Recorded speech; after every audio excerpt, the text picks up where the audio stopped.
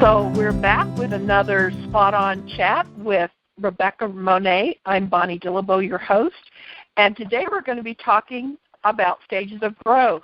Rebecca has a lot of really good information about this for us today, and welcome, Rebecca. Thank you. It's good to be here again.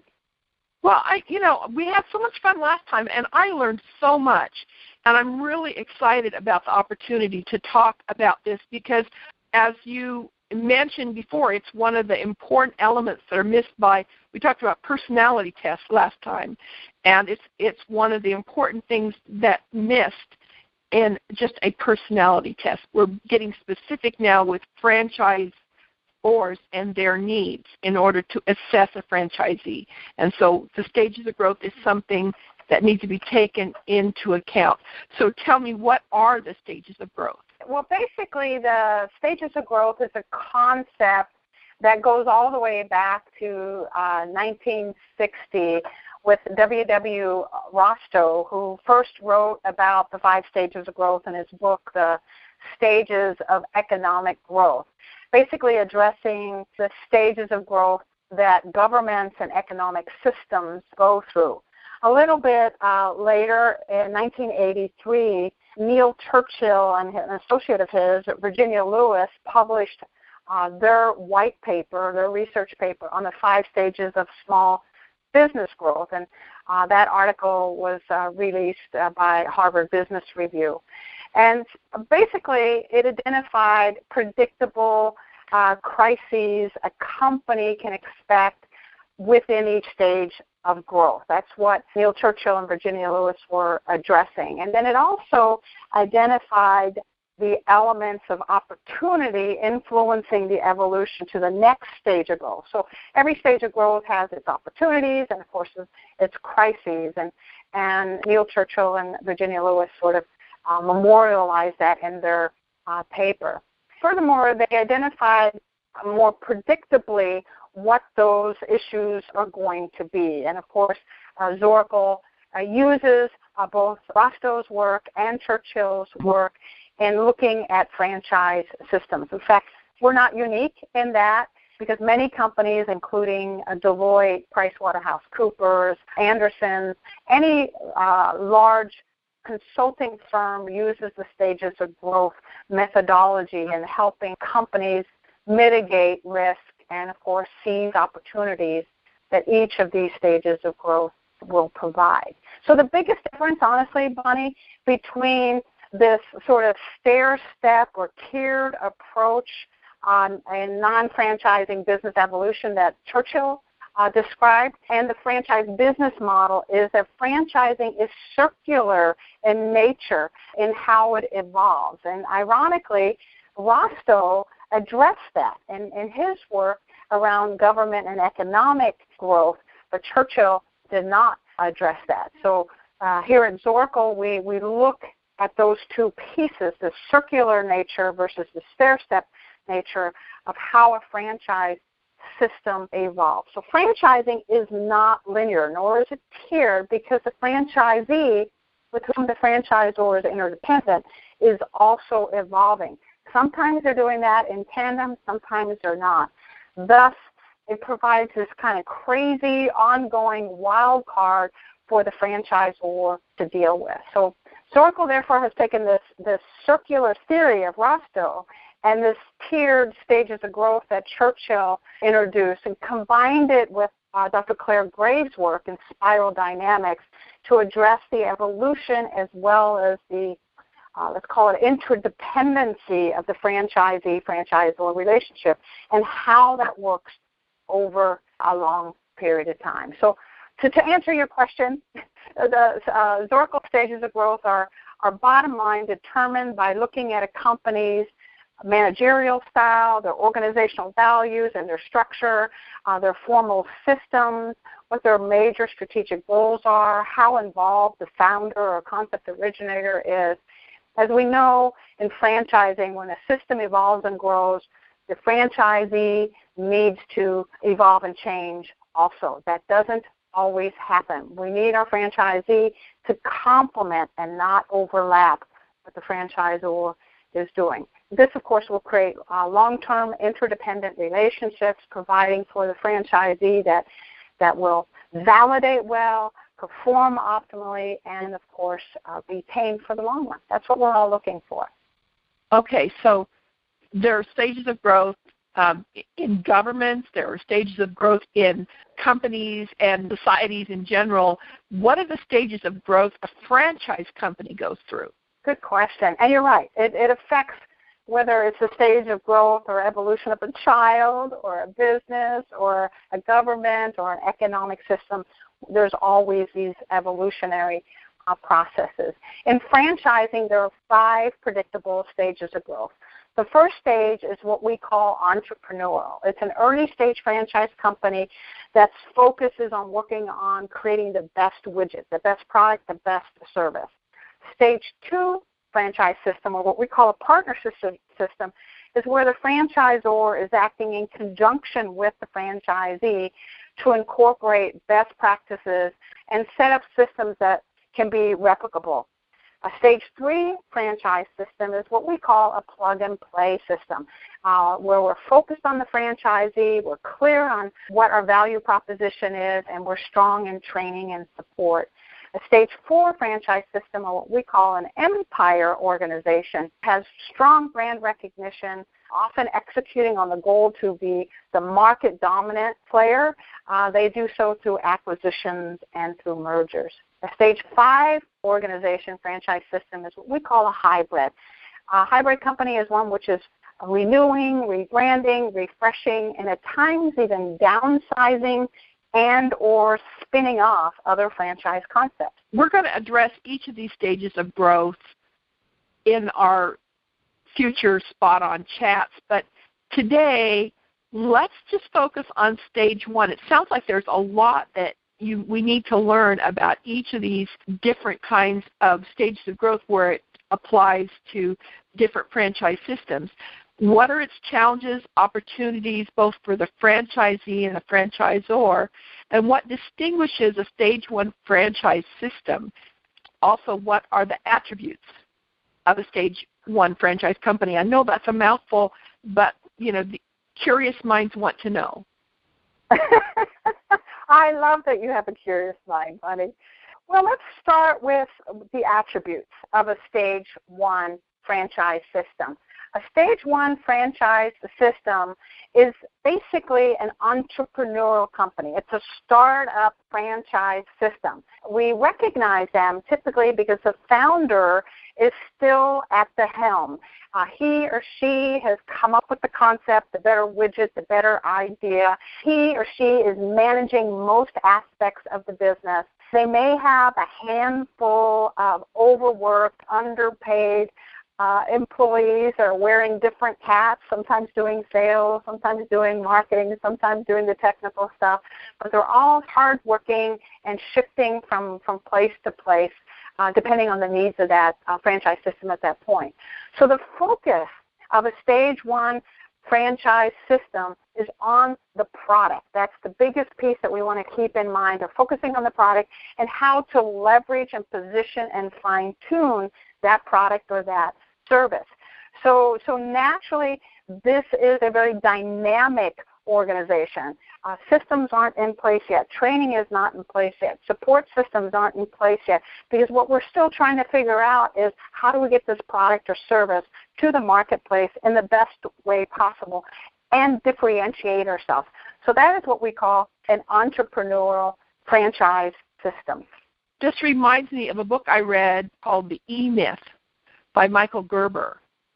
And it sounds to me like this is exactly what he was describing, in a person that they get excited about a product, they put a business together, and they're just forging forward as fast and hard as they can, but they don't yet have any real systems in place yet. Correct. And a franchisor is no different than the mom and pop that has a similar idea down the street. The difference is the franchisor has chosen to roll out that product or service through a business model called franchising. It's a marketing strategy.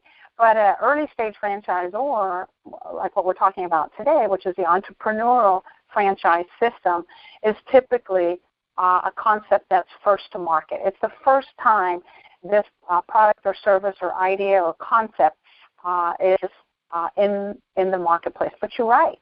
There's not a lot of legs underneath it at this point, not a lot of systems or processes, and maybe not even a ton of money at this point for them to launch. Well, obviously, I mean, we all know about startups, right? But what are, let's say I decided that I wanted to be a franchisee for X franchise, and they're in this entrepreneurial stage. What are the kinds of things that I might find challenging going in? Great question, Bonnie. As a prospective franchisee, there are some challenges, of course, getting involved with a stage one or entrepreneurial franchisor. First off, they don't have the systems and processes in place. They don't have the support in place. They don't have the training in place at this point.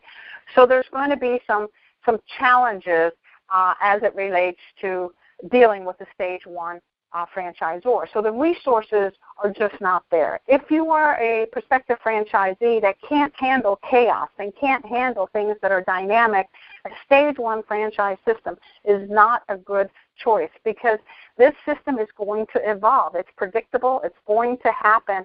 And the challenges that the system is having now is it definitely is dynamic and it's changing and there's chaos.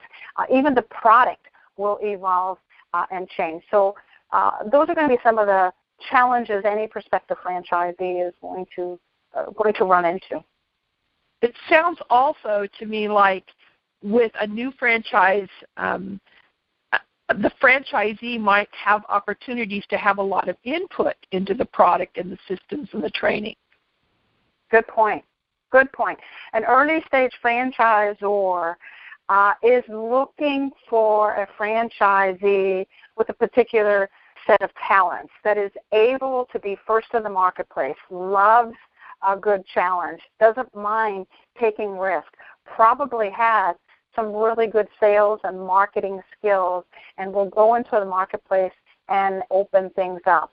And that prospective franchisee that is willing to take a risk on an early stage franchisor is rewarded with many benefits, including the reward that you just mentioned, which is the ability to have a say in policies, procedures, best practices. At some point, in fact, the franchisor will come to those early-stage franchisees and say, how are you doing this? Tell us what you're doing so we can put it in procedural manuals and organize it in a way that makes sense. So lots of benefits to the franchisee. Another benefit to the franchisee is better terms, okay? Better terms in that they can negotiate with a franchisor who wants to go into a particular territory, much more liberal contracts, terms, royalties, maybe even forgiveness on royalties, a buy-in that's lower than later stage franchisees that come into the system. There's not as many rules or as many accountabilities for that franchisee that's coming in. So they're basically given a lot of latitude. The prospective franchisee is given a lot of latitude in how to run their businesses. And, of course, with the willingness to take those risks and with the willingness to step out and try something that's been unproven, usually come the financial rewards with it also. Mm-hmm.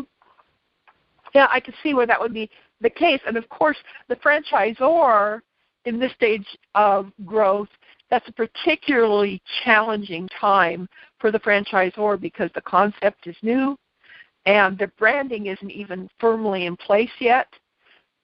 They don't have any real traction in the marketplace yet in terms of people recognizing who they are and what they're about. What are the other challenges a franchisor might have during this stage of growth? You actually mentioned most of them. They're typically understaffed and with limited resources. Even if they have investors, there's limited human capital to execute. And, of course, no real traction in the marketplace or recognition in the marketplace. So they're having to literally build on the fly. So these are definitely some of the challenges. But like with the franchisee, there are benefits to the franchisor in that frequently those early franchisees that come in act more as true hunters, true business people, true entrepreneurs. So frequently they're going to attract aggressive, oftentimes well-funded franchisees that will offload some of those responsibilities and build in those marketplaces. So again, it's kind of a trade-off. There are challenges and there are benefits for being in this stage one. The franchisor can focus on the product, can focus on making it the best possible while allowing highly competitive, highly aggressive franchisee to build market share, market awareness. The key, especially if you're a stage one franchisor, is selecting that right franchisee, right? Because he's not an employee. And we can't manage him. We can't train them. We can't do any of those things. We are limited as franchisors what we can do with that franchisee. So we have to be very selective that we find a franchisee, particularly an early stage franchise system, that complement our value proposition, complement our values, our culture, and is willing to, in that local marketplace, do what's necessary to grow that business, while the franchisor can focus on the systems, on the product, and on those kinds of things. So it's kind of a divide and conquer that happens. Right. What about, I'm sure there are some franchises that we may recognize that are in this stage of growth. Can you tell me some stories about some franchises that you're aware of in this stage of growth? Well, and that's the interesting part about stage one. These are small companies. These are first to market. These are going to be companies that you don't recognize name yet. Now, all companies were in stage one at one point, right? And then they grow and they evolve, and boom, now we recognize that particular company name. But having been in this industry 20 years, I've seen franchisors start in stage one, and it's a name that nobody's heard of.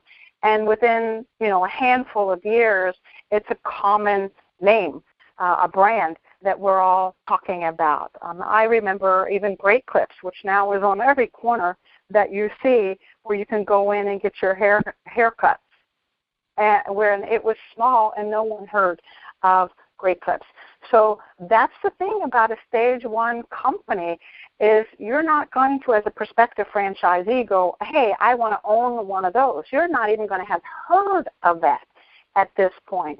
So you're going to have to be introduced, or you're going to have your ear to the ground looking for stage one companies and these kinds of opportunities. And trust me, Bonnie, someone who's wired as a stage one entrepreneurial franchisee is always looking for stage one companies to get involved with, because they know they can work in their local marketplace and grow market share, and that there's a lot of benefits for coming early in, being an early adopter.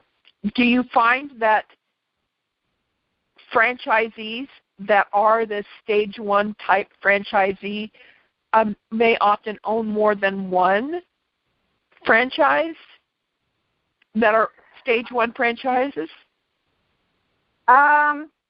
More than one location often, yes. In fact, most early franchisees will negotiate regional development opportunities where they literally purchase a state or several zip codes, and then they will sell pieces of their territory to other franchisees.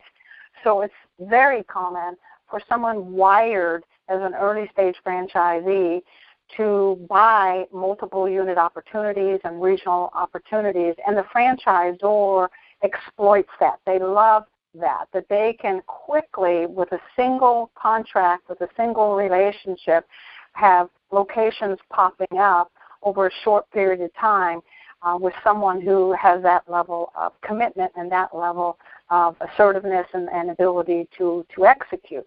So absolutely, it's not uncommon to have several locations. So you've got a franchisor, and they're in this early stage of growth.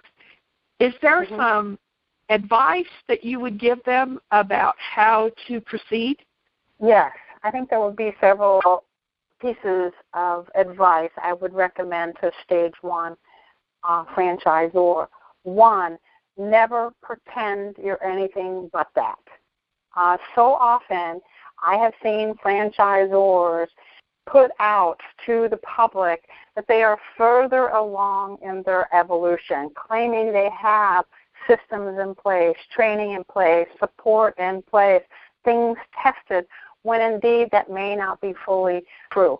So be bold, be confident that you are a stage one franchisor, and as a stage one franchisor, you're going to have bumps, and you're going to have benefits, and you're going to have detriments. But by being honest and straightforward, you're going to attract a stage one franchisee, someone who says, wow, I'm not the idea guy. I mean, think about this. There are people that come up with the ideas, and there are people who take that idea and they know how to exploit it. That's the kind of relationship you want. So by being straightforward and saying we're a stage one company, which means there are going to be problems, and we're going to be evolving, it will allow you to attract the right franchisee that likes things that are dynamic and can take what is there and begin to create some legs underneath it. So that would be probably the biggest recommendation I would offer. And then the second thing is, as quickly as you can, get clear on the future of the culture that you want to create. Have a basis of a mission statement, of values that you are going to live your business by, and recruit and sell only to prospective franchisees that share that culture, that share those values, because you want these guys to be with you for a while. So the second thing I would recommend for franchisors is to be clear on your values and your culture, not just today, but where you want it to evolve to, and recruit only franchisees that share your values, share your mission, because you want these franchisees to be with you long term. So those are the two biggest things. Be clear where you are. Don't pretend you're further along, because you're going to find the right franchisee if you're clear. And secondly, be clear on your values and your culture, and recruit only towards those individuals that are a good fit. So, and then there's a third recommendation I would give franchisors.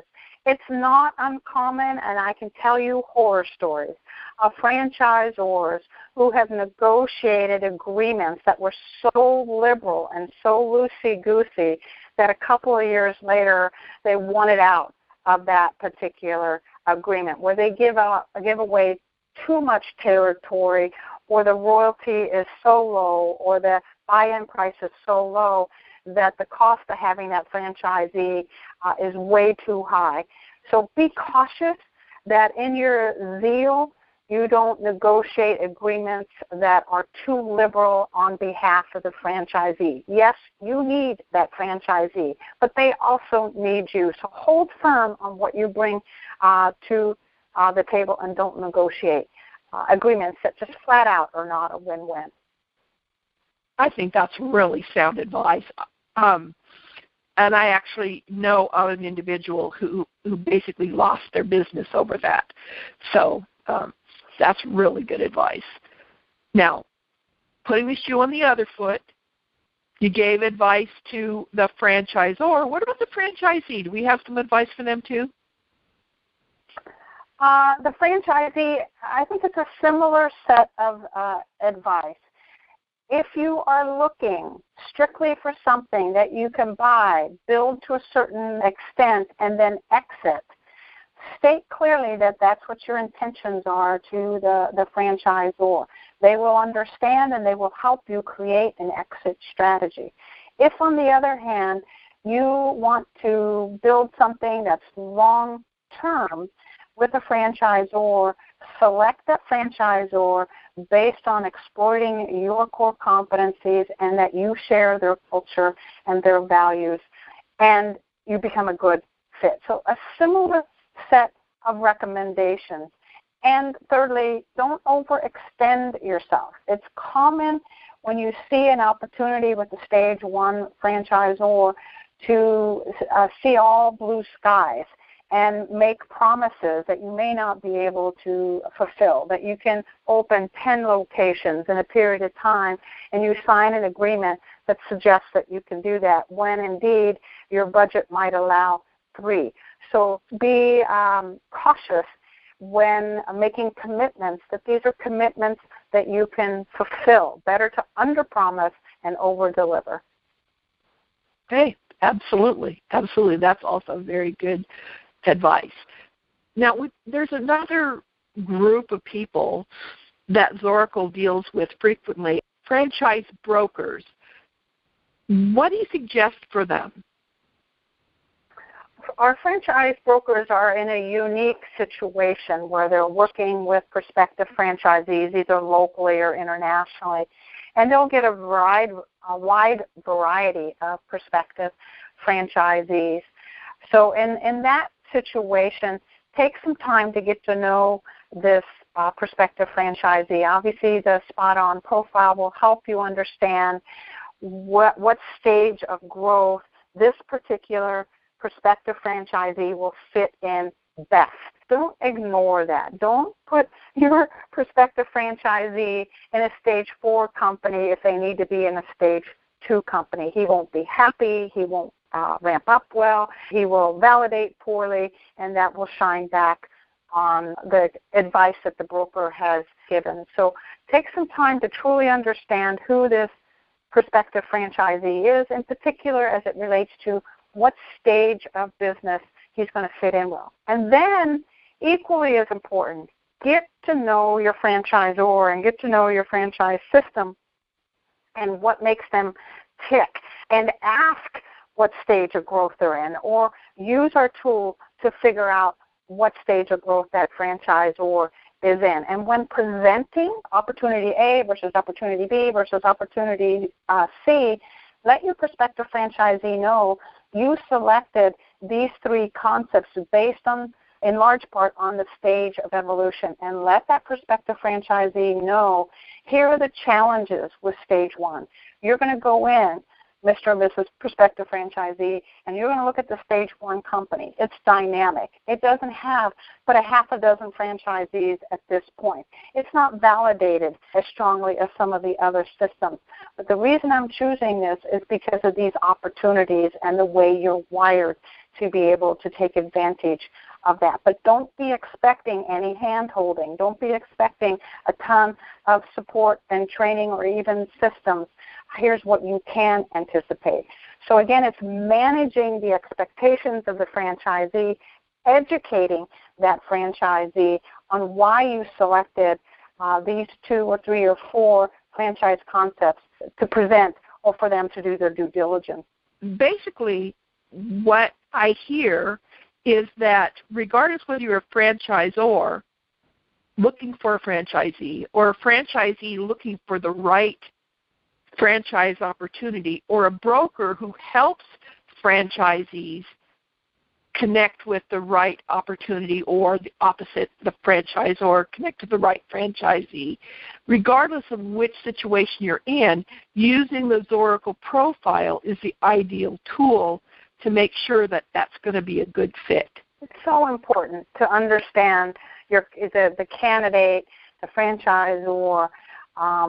We all want, the franchisor wants to succeed, wants to provide for his or her family, wants to leave a legacy, wants to contribute, wants a good challenge.